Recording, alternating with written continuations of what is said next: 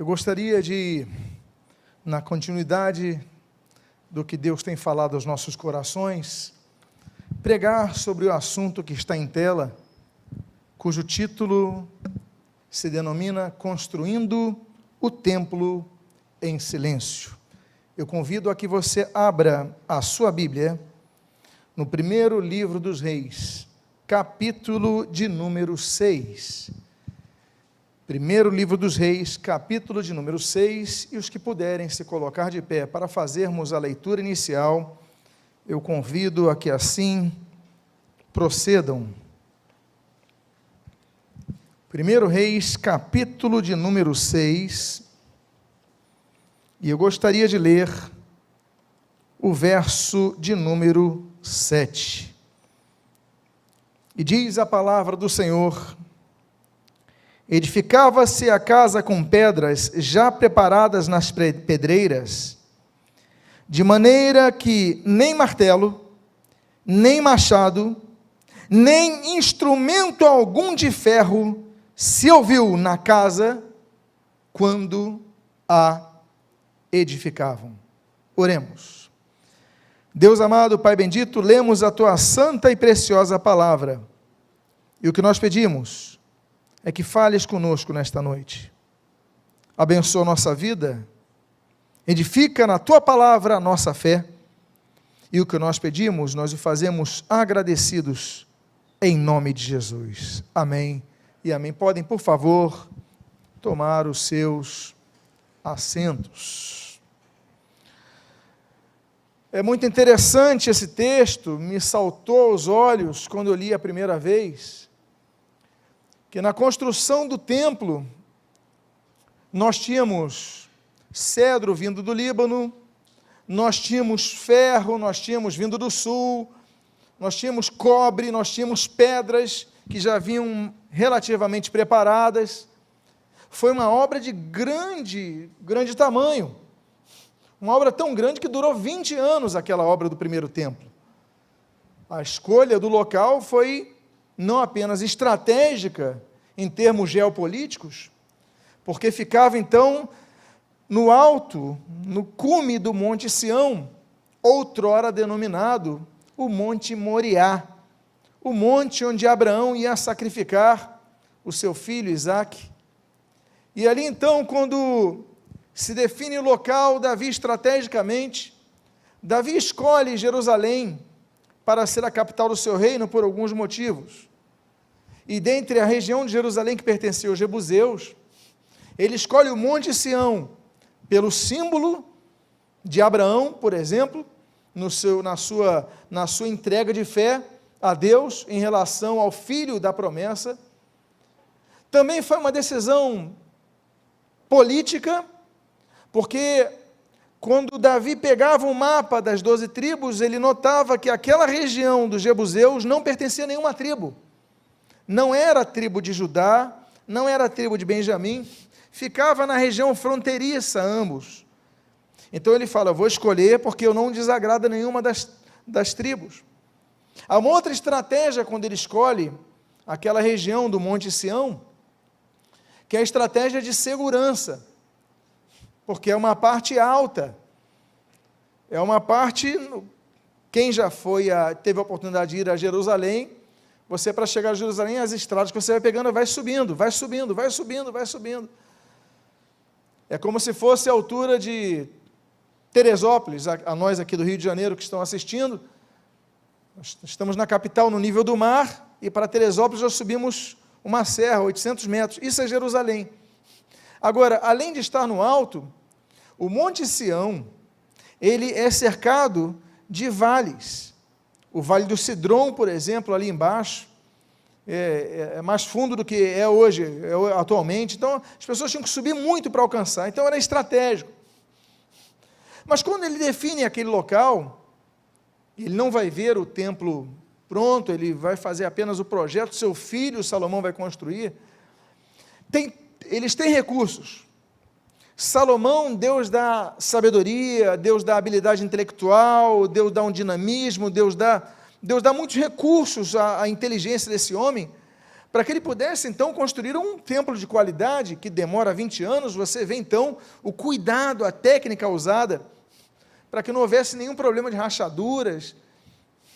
Mas tem um detalhe: como é que ele consegue fazer um templo daquele vulto, daquele tamanho, em silêncio?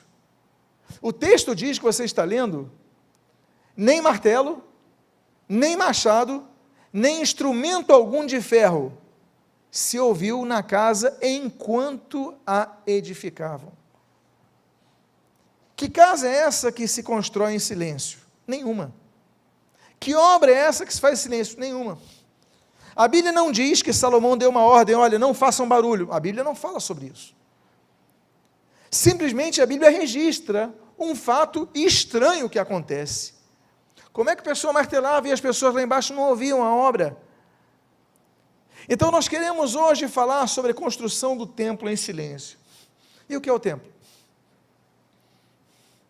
O templo é um local dedicado ao culto ao Senhor. Pregando pela manhã de hoje, eu falei um pouco sobre isso, sobre locais físicos que Deus manifestava-se, como por exemplo, no templo. Esse texto, Crônicas, segundo Crônicas, capítulo 7, a presença de Deus se manifestava no templo. A presença de Deus se manifestava, por exemplo, nos altares. Nós temos ali o altar do Monte Carmelo, 1 Reis capítulo 18, quando Elias faz ali a consagração do altar ao Senhor, clama ao Senhor e desce fogo dos céus, a presença de Deus se manifesta. Êxodo capítulo 3, quando a presença de Deus se manifesta ali na sarça ardente, no local físico, restrito fisicamente. Êxodo capítulo 20, quando a presença de Deus se manifesta fisicamente no cume do Monte Sinai. Êxodo capítulo 30, quando a Bíblia diz que a presença de Deus se manifestava ali dentro do tabernáculo, no local chamado Santo dos Santos. Hebreus capítulo 9, quando, por exemplo, a Bíblia mostra que a presença de Deus se manifestava na Arca da Aliança. Então, Deus é um Deus que manifesta em locais que são destinados a Ele, ao culto ao Senhor. Então, esse local e outros templos e outros locais, claro, são consagrados ao Senhor. Claro que se sente a presença de Deus nesses locais, mas aqui não é uma moradia que restringe a Deus, porque a Bíblia diz, em Isaías 57, que Deus, Ele habita naquele coração que está compungido. Isaías 51, Deus habita no homem do coração quebrantado. Então Deus não habita apenas entre quatro paredes, Deus habita em nosso interior. A Bíblia diz que Deus habita, nós citamos também pela manhã, Salmo 22, habita no meio dos louvores. Deus então não se configura limitado a nada, porque nada pode limitar a Deus. Deus é eterno, Deus é onipotente, Deus é, enfim, indimensionável. Deus cria o tempo, Deus cria o espaço, mas o fato é que a Bíblia diz, através do apóstolo Paulo, 1 Coríntios capítulo 6, 2 Coríntios capítulo 3, que nós somos o santuário de Deus, Ele habita em nós. Então o cerne da questão é, como construirmos o templo? Temos que ter o material, temos que ter a ferramenta, temos que ter a disposição, mas é uma obra diferente, que muitas vezes se constrói em silêncio. A construção da casa do Senhor no nosso coração, muitas vezes se dá no silêncio, quando ninguém está nos vendo, quando ninguém está nos observando, quando estamos recolhidos num quarto, com a porta fechada, em silêncio, ainda assim, estamos ali construindo o templo. Eu gostaria então de trabalhar nos textos desse capítulo, indo para o versículo de número 2, quando a Bíblia diz, a casa que o rei Salomão edificou ao Senhor. O edifício que nós construímos ele é dedicado a alguém. E o que nós construímos não é dedicado a nós mesmos. O que nós construímos na nossa vida espiritual não é dedicado a ninguém, senão exclusivamente ao Senhor. Porque nós vivemos para Ele. Porque é por Ele, é por meio dEle, é para Ele. Todas as coisas foram feitas para Ele. Tudo o que nós devemos fazer, como dizem os cânones ali do Catecismo de Westminster, de 1647, que tudo que nós façamos redunde na glória de Deus. Então, a casa que o rei Salomão, por mais bela que fosse, mais suntuosa que fosse, com os materiais mais nobres que pudesse ter, não visavam a glória de Salomão. Ele recebeu glória na terra? Recebeu aplausos na terra? Recebeu elogios, pessoas vinham de vários lugares para conhecer aquele rei, mas aquela casa não visava a glória de Salomão, visava a glória de Deus. Você pode ser uma pessoa que tenha muitas conquistas na sua vida profissional, na sua vida acadêmica, na sua vida familiar, na sua vida econômica, financeira. Você pode ser uma pessoa que tenha conquistado tudo, mas uma coisa você não pode mexer jamais, é tocar na glória de Deus. A Bíblia fala em Ezequiel 28, Isaías 14, que Satanás, ele visou, sendo, a Bíblia diz, tu eras, pois, o sinete da perfeição. Ele era perfeito em todos os seus caminhos. E temos que analisar o termo perfeito no hebraico. Ou seja, não se encontrava nada que não fosse integral. Havia uma integralidade. O que ele fazia, ele ia do início ao fim. O que ele fazia, olha, se tinha que fazer do 0 ao 10, ele chegava no 10, ele não chegava no 9. Isso é ser perfeito na concepção, não apenas do grego, mas do hebraico também. Mas uma coisa, Satanás falhou. Ele procurou a sua própria glória. Muitos se perdem quando têm sucesso na vida. Muitos se perdem quando Deus os abençoa com sucesso. Há pessoas que se perdem porque venceram muito na vida. E muitas vezes, Deus os leva ao vale para se lembrarem que sem Deus nada são. Ele edificou a casa ao Senhor. E a Bíblia diz, na continuação desse versículo número 2, o seguinte: era de 60 côvados de comprimento. A Bíblia traz números, e números com significados, são símbolos. Alguns livros muito famosos no meio evangélico, Sombras, Tipos e Mistérios da Bíblia, e tantos outros, que edificam a nossa vida, claro. Quando nós percebemos uma concatenação dos registros, que trazem uma sincronia de um sentido, de um significado, como o número 60.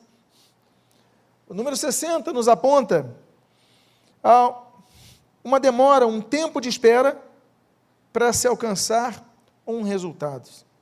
A Bíblia diz, por exemplo, em Gênesis capítulo número 25, que Isaac tem 2 filhos, Esaú e Jacó. Mas com quantos anos Isaac tem esses filhos? Com 60 anos de idade. Ele, com 40, está casado, ele espera mais 20, com 60 ele tem os 2 filhos. Ele teve que esperar, ele teve que aguardar o tempo de Deus na sua vida. O número 60 nos mostra, então, um tempo para uma realização familiar na vida de Isaac. A Bíblia mostra, em Deuteronômio capítulo 3, um tempo de espera para a realização de um projeto de conquista. Porque a Bíblia usa o número 60 para mencionar o número de cidades que Moisés vai ter que conquistar ali da região de Bazã, junto ao rei Og. São 60 cidades. Nós vemos Moisés como um grande líder espiritual, um grande legislador, um grande governante, mas nós esquecemos que ele é um grande líder militar. A Bíblia não registra sobre as campanhas militares de Moisés, mas, por exemplo, Flávio Joséfo, em História dos Hebreus, menciona batalhas, inclusive que Moisés vai lutar ali com os etíopes e tudo mais. É um homem preparado em todas as artes, foi preparado pela família do faraó. Então ele tem 60 cidades de ocupar, Og, e conquista as 60, mas para isso precisa de tempo. Tempo é necessário. Nós vamos a Daniel capítulo 3, e nós vemos aquela grande estátua de Nabucodonosor, e aqueles 3 homens estão diante daquela estátua junto com uma multidão, e de repente vem a ordem, olha, ao sinal todos vão se prostrar diante daquela estátua, e naquele momento então todos se prostram, menos aqueles 3 homens, que têm nomes babilônicos, tem nomes, recebe os nomes ali, né? Mesaque, Sadraque e Abednego. Eles não se prostram. Aí você fala, mas o que isso tem a ver com o número 60? E eu pergunto, quantos côvados de altura tinha aquela estátua? A estátua de Nabucodonosor tinha 60 côvados de altura. Significa que para eles alcançarem o seu objetivo, eles tiveram que passar a prova diante do número 60, aguardar aquele tempo, para que pudessem então receber de Deus as suas promessas em vida. Lucas capítulo 21, nós temos mais uma vez o registro do número 60, quando ressurreto o Senhor, que 3 dias antes fora crucificado, ele aparece no caminho de Emaús com 2 discípulos, e a Bíblia diz que eles estão caminhando entre Emaús e Jerusalém, e eles não conseguem enxergar Jesus. Eles andam do lado de Jesus, eles comentam a respeito de Jesus, mas eles não enxergam Jesus. Só depois que Jesus vai embora eles enxergam. E a Bíblia registra que a distância entre Emaús e Jerusalém era de 60 estádios, que dá 11 quilômetros. Ou seja, mais uma vez o número 60, demonstrando que para muitas vezes alcançarmos a visão espiritual, de vermos as coisas que Deus tem feito, de enxergarmos Jesus no nosso caminho de Emaús, demoram-se 60 estágios, demora-se um tempo, e depois que ele passou, Jesus estava conosco. Como a gente não conseguiu enxergar isso? Deus tem feito coisas em nossas vidas, e depois que ele faz, a gente olha para o passado, a gente fala, como eu não consegui enxergar naquela época que ele fez comigo? Quantos podem dizer que já passaram por isso e notaram depois? Então o texto diz que era de 60 côvados de comprimento, que daria 27 metros. Mas também tinha a largura. E a Bíblia diz que tinha 20 côvados de largura. 20 côvados de largura, e nós temos uma largura aí de cerca de 9 metros. Amados irmãos, o 20 representa tempo de preparação. Gênesis capítulo número 31, diz que Jacó serviu a Labão por quantos anos? 20 anos. É que muitas vezes a gente pensa, mas ele serviu por amor a Raquel, ele serve 7 anos, sim, mas quando ele vai casar-se, se casa com Lia. Aí Labão fala, não, mas você para casar com Raquel tem que trabalhar mais 7 anos para mim. E o explorador do Labão, então, consegue 14 anos de trabalho. Mas Jacó fala o seguinte, peraí, mas eu não vou trabalhar 14 anos para ter a mulher que eu amo. Não vai ficar assim não. Labão, vamos fazer um negócio aqui. E ele faz então um acordo com Labão, olha, eu trabalho mais 6, mas eu vou levar rebanhos, eu vou levar gado, eu vou levar recursos. Então, Jacó, ele trabalha 20 anos para ter o seu projeto completo. É um tempo de espera. Um outro texto que fala do número 20 é o que se encontra em Juízes capítulo número 4, quando a Bíblia fala de uma grande mulher que Deus levanta, chamada Abelha, ou em hebraico, Débora. Débora é levantada, a Bíblia diz, no 20º ano da opressão do rei Jabim contra os israelitas. Deus permitiu 20 anos de opressão para levantar Débora. Podia ter levantado 10 anos antes, podia ter levantado 15 anos antes, ou 19 anos antes, mas depois de 20 anos de Israel debaixo do jugo de Jabim, Deus levanta essa mulher. Por quê? Porque Deus tem nossa vida em suas mãos, tem controle de tudo, e no tempo certo, Ele levanta as pessoas certas para trazerem libertação. Tempo de preparação. E se em Juízes 4 falamos de Débora, em Juízes 15 falamos de Sansão. E a Bíblia diz que Sansão julga Israel por 20 anos, até que ele falha. É que quando nós lemos a história de Sansão, nós fazemos uma leitura muito rápida, em poucos capítulos, o 13, o 14, o 15, a gente lê rapidamente e pensa que tudo acontece em meses ou em poucos anos. São 20 anos que aquela história engloba. 20 anos esse homem julga Israel, é o tempo certo, até que ele falha. Mas ainda assim, no final do ministério, ele traz uma vitória para Israel contra os filisteus. 20. Há uma confusão no meio evangélico que fala que os músicos são levitas. Os músicos não são levitas. Eu não sei quem fez essa associação primeiro, mas fica uma história que músico não é levita. Levita, para servir como levita, você tinha que ter uma ascendência genealógica. Portanto, não é qualquer um que tivesse habilidade para tocar que podia tocar no templo. Tinha que ser com consanguinidade, um descendente da tribo de Levi, separado para isso. Em segundo ponto, não era qualquer um que podia tocar, nem segurar as cortinas, nem transportar as colunas, sim, porque o trabalho de levitas não era apenas louvor. O trabalho de levitas era muito mais amplo do serviço da casa de Deus. Inclusive os sacerdotes eram levitas. Mas para você servir como levita, ao contrário dos músicos das igrejas hoje, a Bíblia diz em Números capítulo número 1, que você tinha que ter 20 anos de idade. Você não podia ter 19 anos, mas ele toca muito com 19 anos. Mas ele é muito bom para organizar o templo com 18 anos. E Deus falou, não, só vai me servir. Se os levitas como servir, tem que ter 20 anos de idade, pelo menos.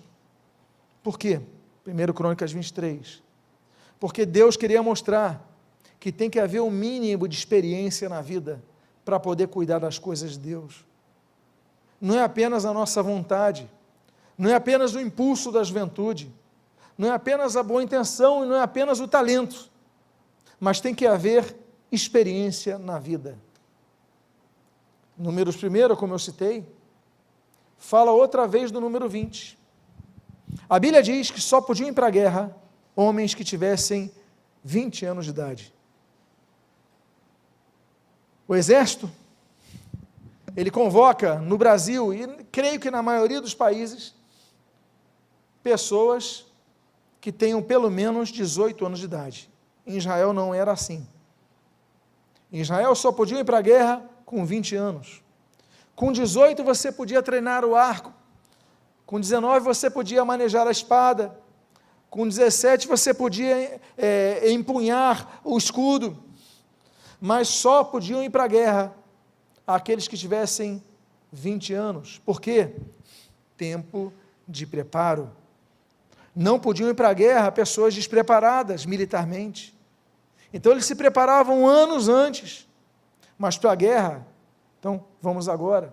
Nós vemos muitas guerras usando crianças, porque hoje basta apertar um gatilho.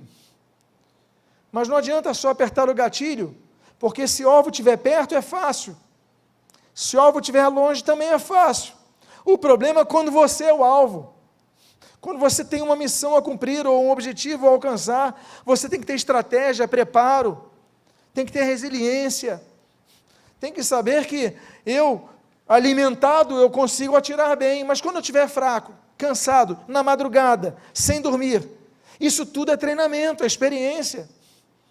E muitas vezes exércitos que estão em guerra, os países que estão em guerra, a pessoa convocada com 18 anos já vai para a guerra, sem preparo. Não, Israel não. Você se prepara ao longo de sua vida, mas você com 20 anos já está preparado para enfrentar a guerra. Tempo de preparo. Você constrói o templo da sua vida com preparação. Eu quero lembrar para vocês que o templo que estamos falando, ele demora 20 anos para ser construído. Há uma preparação para que aquelas paredes estivessem levantadas. O templo não foi construído um dia, Roma não foi construída um dia, não é isso que diz o ditado? O templo também não foi construído, foram 20 anos. Com cuidado, detalhamento, excelência para o Senhor. Então devemos estar preparados para esse número 20. O texto continua dizendo no versículo número 2, o seguinte: e 30 de altura. O número 30 na Bíblia representa uma fase de você, uma transição de uma fase para outra fase. Uma outra fase de maiores responsabilidades. A Bíblia diz ali em Gênesis capítulo 6, que a altura da arca tinha 30 côvados. Uma nova fase na vida de Noé, quando Noé tem que construir aquela arca, Deus fala: olha, Noé, se prepara, porque você vai entrar numa nova fase da sua vida. Você vai começar a pregar para as pessoas entrarem na arca, vai falar sobre uma grande chuva que vai cair, vai pregar para uma geração incrédula, vai pregar o juízo de Deus, e tem mais. Você vai ter que aprender a construir, a administrar animais, ser perseverante durante a tempestade, e depois disso vai repovoar a terra, uma nova fase na vida. O número 30. Nós temos o número 30, uma nova fase na vida de Israel.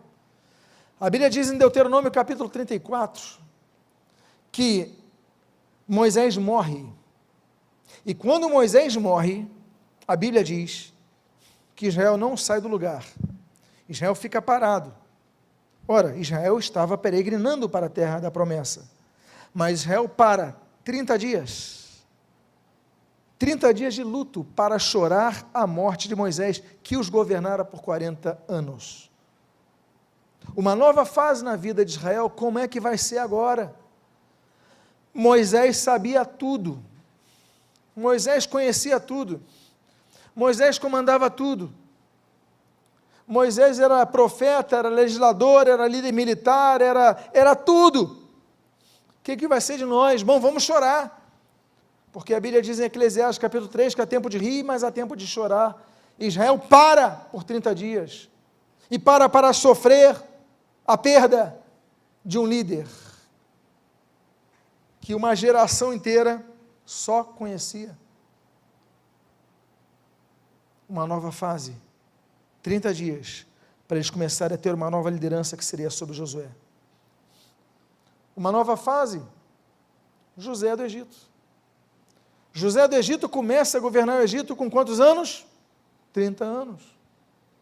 Uma nova fase da vida desse homem, que fora traído por seus irmãos, escravizado, preso injustamente, esquecido na prisão, mas quando deu 30 anos de idade, esse homem é honrado e passa a governar o Egito, sendo o segundo naquele reino, com 30 anos. Eu pergunto a vocês, com quantos anos Davi começou a reinar? Com 30 anos. Uma nova fase na vida daquele que era um pastorzinho, daquele que era um músico, daquele que era o entregador de marmita dos seus irmãos, ali em 1 Samuel capítulo 17, daquele que nem o pai levava ele em consideração, porque era o 8º filho, não era o primeiro, o segundo, nem o 7º, era o 8º, foi esquecido, Jessé esqueceu ele diante de Samuel, mas a Bíblia diz, que com 30 anos, ele começa a reinar, 30 aponta uma nova fase de responsabilidades, com 30 anos, eu creio que aqui ninguém se esqueça de quem começou o seu ministério com 30 anos de idade, ninguém menos do que o nosso Senhor e Salvador, Jesus Cristo, com 30 anos, por que não com 29, 28, 25, 20, 17? Porque há um tempo de preparo para um tempo novo de novas responsabilidades, até para o juízo de Deus. Até para o juízo de Deus, porque quando você vê Judas, ele vai mudar a sua vida, vai entrar numa nova e infeliz fase final da sua vida, quando ele recebe em suas mãos, quantas moedas de prata? 30 moedas de prata.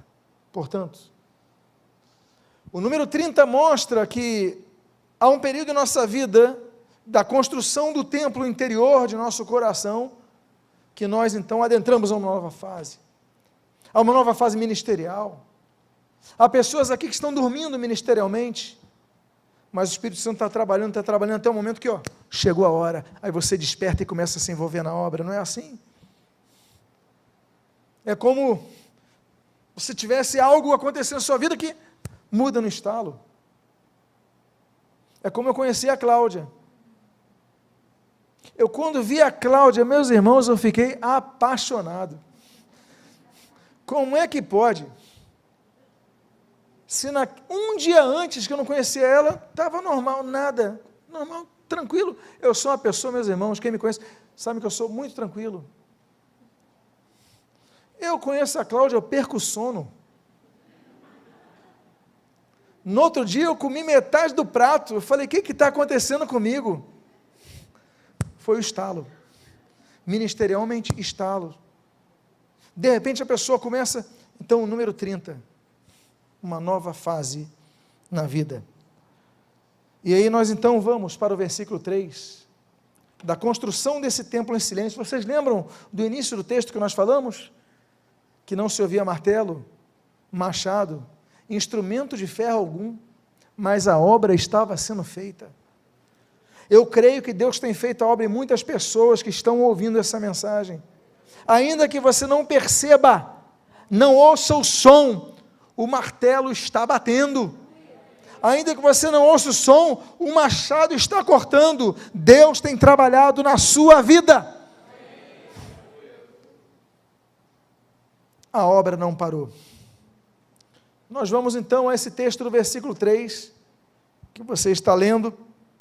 No início dele, o pórtico, que é o hall de entrada, diante do templo da casa, media 20 côvados, ou seja, 9 metros, no sentido da largura do lugar, contra 10 de fundo. 10 de fundo. O que o número 10 representa? O número 10 representa aquilo que nós não podemos esquecer. Quando nós abrimos as duas mãos, é a contagem máxima, imediata que alguém memoriza, e que uma criança consegue, quando ela abre as duas mãos e vê que tem 10 dedos. Então ele consegue. E é diante dessa primeira percepção de numerais, que é composto toda a demais numeração, porque você vai do 0 ao 10, 0 sem a contagem, então o primeiro produto, o primeiro item, o primeiro objeto, o primeiro é 1, você chega no 10, depois você repete o 1 com 11, mais 10, você repete 1 com 21, 31, 41, ou seja, tudo se volta ao número 1, por quê? Porque você não consegue esquecer, é um número que você consegue controlar na sua mente. A Bíblia fala sobre coisas que são de número 10, que facilitam a nossa percepção. Por exemplo, Quantos mandamentos Deus deu a Moisés? Quantos? 613. Mas nós lembramos de quantos? Dos 10 mandamentos. Por quê? Porque são os 10 mandamentos iniciais que Deus dá no Monte Sinai. Ele dá em pedra. São 10. De um lado e de outro foram escritos. Só que Deus depois continuou dando mais 603 mandamentos. Mas nós decoramos os 10 mandamentos. E nós cremos que seguiremos a lei se nós obedecermos os 10 mandamentos. Não. Você obedecerá a lei mosaica se você obedecer os 613 mandamentos. Mas nós gravamos os 10. 10. Quando Deus envia as pragas ao Egito, Êxodo capítulos 7 ao 10, são quantas pragas que Deus enviou ao Egito? Me ajude a lembrar. 10 pragas. Ficou fixado. É um número que não se podia perder com o tempo. Porque nós temos uma limitação para memorizar coisas. Então, 10 pragas. Conjunto completo o suficiente e memorizável. Quando nós lemos o número de colunas do átrio do tabernáculo, 10 colunas. Quando nós lemos quantos pães o Davi foi levar para os seus irmãos, ora, Davi tinha quantos irmãos? Tinha 7, ele era o 8º. Mas ele não leva 7 pães, ele leva 10 pães. Eu não sei se o cálculo dele, eu vou levar 3, se tiver um com mais fome, se eu perder outro, se eu comer no caminho. Se eu for tentar comer no caminho, a gente não sabe, mas ele leva 10 pães. Há muita simbologia envolvida nisso. Aí nós vamos a Mateus, capítulo 25, nós temos a parábola dos 10 talentos, nós temos as 10 virgens, que estavam separadas para o encontro com seu noivo, das quais 5 foram prudentes e se encontraram com ele. A Bíblia fala em Apocalipse, número 2, quando a Bíblia escreve as 7 igrejas, capítulo 2, capítulo 3, da Ásia Menor, da atual Turquia, enfim, não era a Turquia na época, mas as 7 igrejas do Apocalipse, numa delas, no capítulo 2, é Esmirna. Ele fala assim, olha, vocês vão passar por uma tribulação, por uma perseguição, por 10 dias. E quando nós olhamos o cumprimento da profecia pretérita, nós vemos que houve 10 perseguições imperiais contra o povo de Deus. 10 imperadores se levantaram para destruir a igreja, até começasse a haver a paz, né? Então, Teodósio, Constantino e outros, 10 perseguições, a Bíblia já se cumpriu ali, mas vai continuar se cumprindo. E por falar nisso, falando em Apocalipse, nós temos o número 10, simbólico, muitas representações, mas então nós vemos ali, construir o tempo no silêncio, mas nós temos o 10, nós temos que memorizar coisas que nós não podemos esquecer, cultuar a Deus, honrar a Deus, glorificar a Deus, ler a Bíblia, buscar uma vida santa, nós congregarmos, estarmos em comunhão com os santos, louvarmos a Deus em todo o tempo, nós não podemos esquecer das coisas, e até porque nós devemos manter a humildade. Quando a Bíblia fala, número 10, eu falei aí do Apocalipse, a Bíblia fala que vai emergir do mar uma besta. A Bíblia fala da trindade satânica. São 3 os elementos da trindade satânica. Nós temos o diabo, o anticristo e o falso profeta. Apocalipse capítulo 3 e Apocalipse capítulo 17 falam desse anticristo que é a besta que vem do mar. Por quê? Porque a besta que vem da terra, a terra em hebraico é um dos nomes que as pessoas associam para Israel. Tanto é que o nome oficial de Israel, tudo bem, é Midnat Israel, mas eles chamam de Eretz Israel. Eretz é terra, a terra de Israel. Esse é o nome. Vocês vão voltar para a vossa terra. Tudo que é associado à terra é relacionado a Israel. A besta que vem da terra é a besta que vem dentro do povo judeu. A besta que vem do mar, a simbologia bíblica para mar, são outros povos. que não são judeus. Então, temos a besta que vem do mar. E a Bíblia fala exatamente sobre isso. A besta que vem do mar, ela tem 10 chifres, que representa que o poder dessa pessoa, desse líder que vai surgir do mar, ele tem 10 chifres, e chifres representam a autoridade. Ele vai ter controle sobre 10 instâncias políticas muito grandes. Então, vai ser uma pessoa que vai conseguir ter controle sobre a ONU, conseguir ter controle sobre a Unesco, sobre várias instituições mundiais, não sabemos quem, mas vai ser uma pessoa que todos vão parar para ouvir. Olha, o que ele está dizendo? Nós vamos ouvir. E vamos ficar atentos ao que ele disser, e o que ele disser nós vamos nos submeter. Que tempos estranhos, quando o mundo fica apenas atento, não mais à rainha da Inglaterra, ou ao presidente americano, ou aos grandes poderes, mas todos atentos à voz de uma pessoa que vai controlar 10 poderes. E que poderes são esses?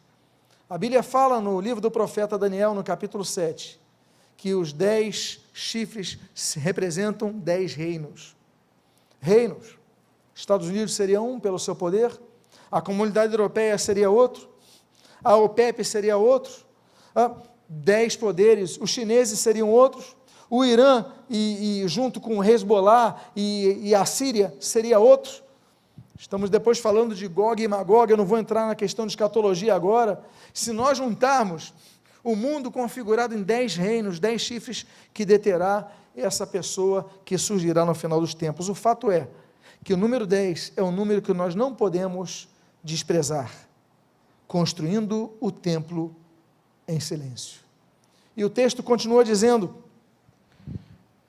para a casa fez janelas de fasquias, ou seja, ripas, fixas, superpostas. Fez janelas. A Bíblia fala de pessoas que estão na janela. A Bíblia fala de Noé, que foi à janela depois da chuva dos 40 dias. A Bíblia fala de Josué 2, de Raabe, a mulher que colocou aquela fita escarlate na sua janela. A Bíblia fala de Daniel no capítulo 6, que ele ia para a sua janela na direção de Jerusalém e orava 3 vezes por dia na direção de Jerusalém. A Bíblia fala que na janela também tem morte, como nós lemos ali em Atos capítulos número 20, quando Paulo estava pregando e Eutico estava sentado na janela e dorme e cai para o lado de fora e morre e depois é ressuscitado. Mas a Bíblia também mostra que é livramento na janela. Quando Paulo ali estava em Damasco, Atos capítulos número 9, ele é descido pelos seus discípulos num cesto pela janela. A diferença da janela para a porta é que os dois dão entrada de ar para a casa. Mas enquanto a porta é acessível, as janelas e essas fasquias ficavam no alto, para que a pessoa tivesse acesso à luz, acesso ao ar fresco, mas ninguém pudesse entrar. Eram fasquias, eram estreitas. Parecido, mal comparando, com algumas janelas de algumas prisões, que você fica ali. E nós fizemos evangelismo, tivemos uma igreja numa prisão aqui, e você via que as janelas que eles tinham eram muito altas, gradeadas naturalmente. Uma vez numa viagem eu fiz a uma nação chamada República Tcheca, eu fiquei na capital ali em Praga, e eu dormi numa noite, numa ex-prisão da KGB, e foi uma noite terrível, porque eu senti uma claustrofobia muito grande, afinal de contas, como ex-prisão, eu dormi num local muito... E a janela, você via os pés das pessoas numa fasquiazinha, e você via as pessoas andando, mas você fala, não está entrando ar. Era um contexto muito estranho. Mas a diferença é que a janela não é feita para que pessoas entrem, mas para apenas o ar entrar. Amados irmãos, pessoas que estavam na janela, nós devemos estar na janela, porque a janela nos faz uma coisa: olhar para o alto. Na porta você olha para cima, para frente, Na porta você olha para o baixo, mas na janela, obrigatoriamente, você olha para cima, quando você está naquela fasquia. Então nós devemos aprender a olhar para o alto, para construirmos o nosso templo em silêncio.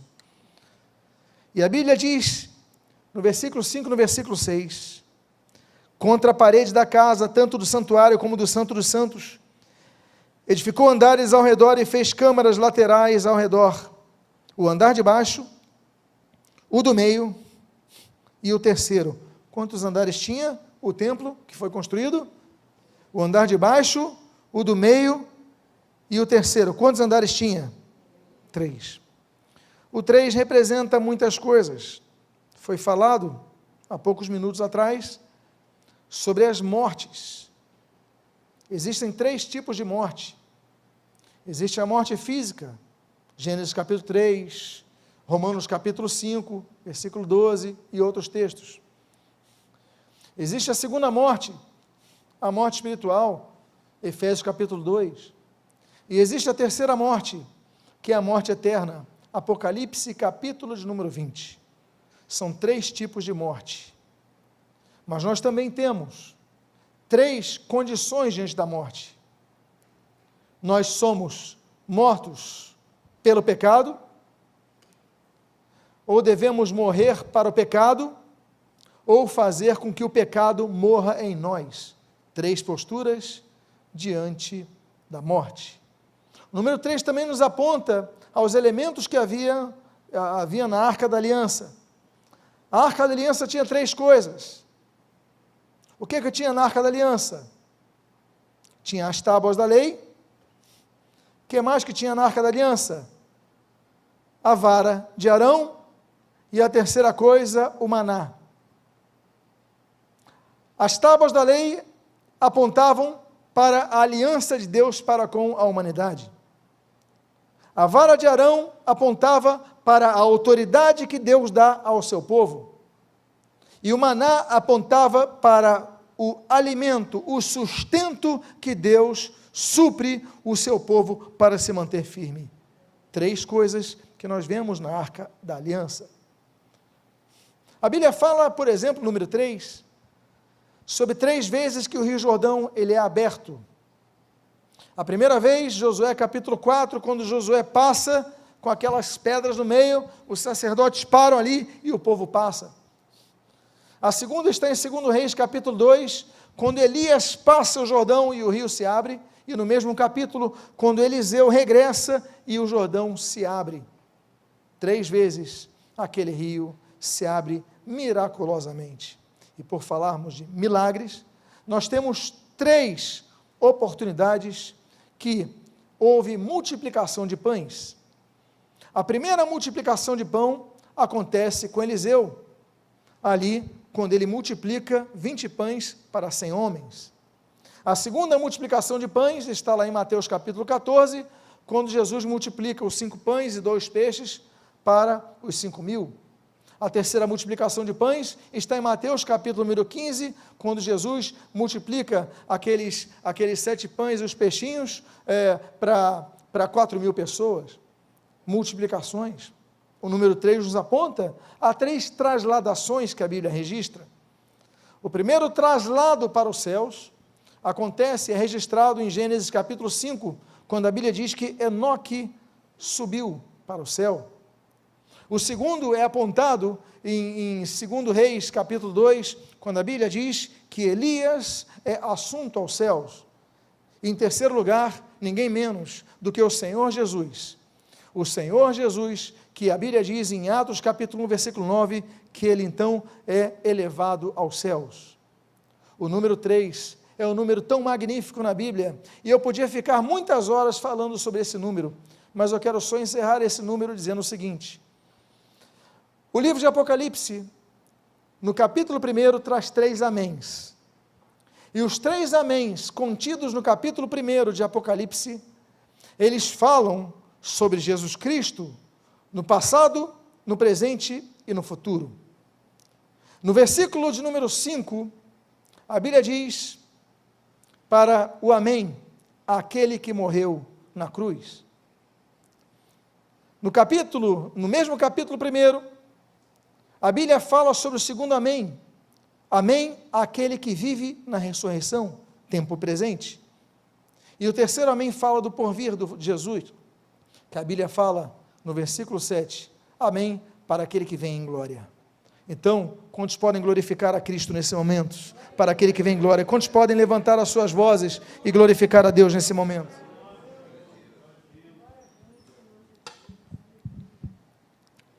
E a Bíblia diz no versículo 6, o andar de baixo tinha 5 côvados de largura, o do meio 6, e o terceiro 7, porque pela parte de fora da casa em redor fizera reentrâncias, para que as vigas não fossem introduzidas nas paredes. Amados irmãos, quando nós somamos os 5, mais o 6, mais o 7, nós temos o número 18.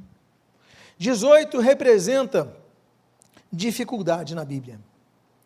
A Bíblia diz, em Josué, capítulo número 3, Juízes, capítulo número 3, que Israel serviu a Eglon, o rei dos Moabitas, por 18 anos. A Bíblia diz em Juízes, capítulo 10, que Israel serviu aos Amonitas por 18 anos, dificuldades.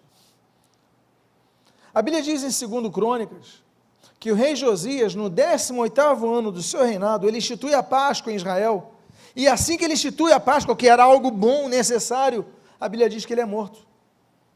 Não é porque ele foi fazer a obra de Deus que ele teve facilidades. 18 nos aponta isso. Lucas capítulo número 13 mostra que uma mulher andava encurvada por 18 anos, mas um dia ela encontrou Jesus e curou-a de seu problema. Eu quero dizer que as dificuldades para os que querem servir a Deus existem, mas Jesus não nos abandona em nenhum momento. Amém, queridos? E aí então, eu vou caminhar para os textos finais. A Bíblia diz, no versículo 7, na sua primeira parte, edificava-se a casa com pedras já o quê? Com pedras já o quê? Preparadas nas pedreiras. A Bíblia diz em 1 Coríntios capítulo 10 que Cristo é a pedra angular. Em 1 Pedro capítulo 2 versículo 15 fala que ela é essa pedra angular que foi rejeitada pelos construtores, mas nós somos feitas pedras vivas, edificadas em Cristo. Nós somos pedras.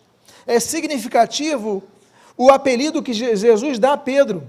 Na verdade, perdão, ele não dá o apelido a Pedro, ele dá o apelido a Simão. Pedro é o apelido. O que é Pedro? É o Petra. O apelido é Kefa em aramaico, significa pedra. Olha, você vai passar a se chamar pedra. A gente conhece o homem não pelo nome dele, a gente conhece pelo apelido, e Deus nos transforma em pedras desse edifício, porque, e falamos hoje, aliás, a pregação de hoje, pela manhã, foi baseada no poema de Carlos Drummond de Andrade, e o título da mensagem foi, tinha uma pedra no meio do caminho. Falamos muito sobre pedras, não vou ficar repetindo, mas o que eu quero dizer é que as pedras que chegavam ao templo, elas já haviam preparadas nas pedreiras, as pessoas transportavam, eles tinham então que bater, claro, acertar alguma coisa, mas ninguém ouvia. A igreja, ela está crescendo sem ninguém ouvir, mas qual é o crescimento da igreja mais importante? É o que aparece no Ibope? Não. O crescimento da igreja mais importante é o que é quando a pessoa se declara cristã? Não, nós vemos muitas pessoas se declarando cristãs, e fazendo tudo que vai contra a vontade de Deus, mas a grande revolução são as vidas transformadas, e você fala, essas pedras já estão preparadas, essas precisa você bater um pouquinho mais o martelo, tem que discipular, tem que ensinar, muitas vezes tem que disciplinar, tem que corrigir, mas o fato é que nosso objetivo é que um dia, quando cheguemos à glória, aquela estatura de varão perfeito, nós estejamos preparados para entrar no nosso descanso, o descanso prometido pelo Senhor. E eu caminho para o último texto, que é o texto com o qual nós iniciamos essa pregação. A Bíblia diz no final do versículo 7, de maneira que nem martelo, nem machado, nem instrumento algum de ferro se ouviu na casa quando a edificavam. Você tem coisas a serem feitas publicamente. O seu testemunho é um deles. Quando você congrega, você está publicamente congregando. Mas tem coisas que precisam ser feitas sem que ninguém precise ouvir. A sua vida com Deus, a sua busca a Deus, a sua leitura bíblica, a sua oração, o exercício da sua fé, colocar as tuas lágrimas diante do Senhor. O templo será construído. O templo está sendo construído. O templo foi construído. O que nós precisamos é continuar trabalhando, mesmo que muitos nos ouçam. Porque onde há templo, há presença de Deus. Fique de pé nesse momento. Eu quero, nesse momento, orar ao Senhor por sua vida. E se você precisa, depois de refletir sobre essa palavra, dizer: Deus, eu parei a construção, eu apenas tenho ido nos cultos, quando o barulho do martelo se ouve, quando o barulho da minha voz ecoa no meio da congregação, quando o barulho da leitura bíblica é percebida pela pessoa que está do meu lado. Mas Deus, eu parei de construir em silêncio esse templo na minha vida.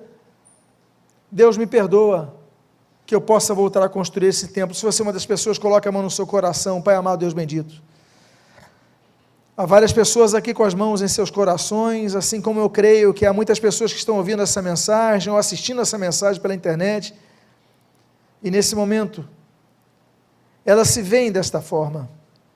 Nós pedimos: Deus, fortalece as suas mãos, que elas possam voltar a colocar a mão no arado, voltar a colocar a mão no martelo, voltar a colocar a mão no machado e construir o templo em silêncio. Abençoa as nossas vidas, fortalece a nossa fé, nos renova. E o que nós pedimos, nós fazemos agradecidos em nome de Jesus. Amém e amém. Quantos podem louvar ao Senhor Jesus Cristo nesse momento? Quantos podem agradecer ao Senhor Jesus Cristo nesse momento?